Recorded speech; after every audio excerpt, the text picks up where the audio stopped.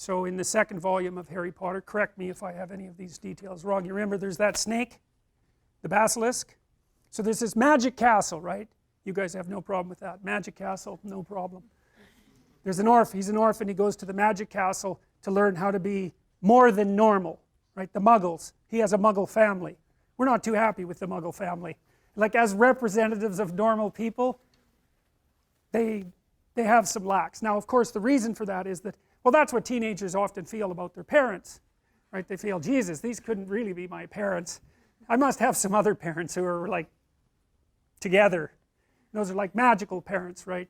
Parents that live in the sky. And of course, Harry Potter has earthly parents, that's the muggles. And Dursley, I think, is the kid. He's a wonderful piece of work. And, you know, ill-formed, eh? Spoiled, ill-formed, selfish, very far from the ideal. Of course, he's appreciated and doted on, and Harry is actually punished for his virtues.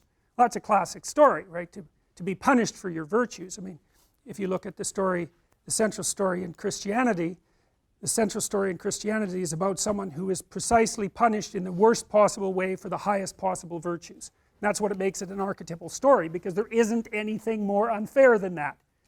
And so it's a limit, in a sense. It can't be worse than that.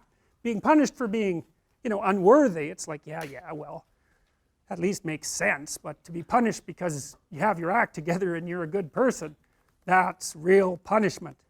And that's what happens to Harry. So luckily he finds out that he's magical, which is quite convenient, and off he goes to wizarding school. And you know, that's actually like going and studying the humanities.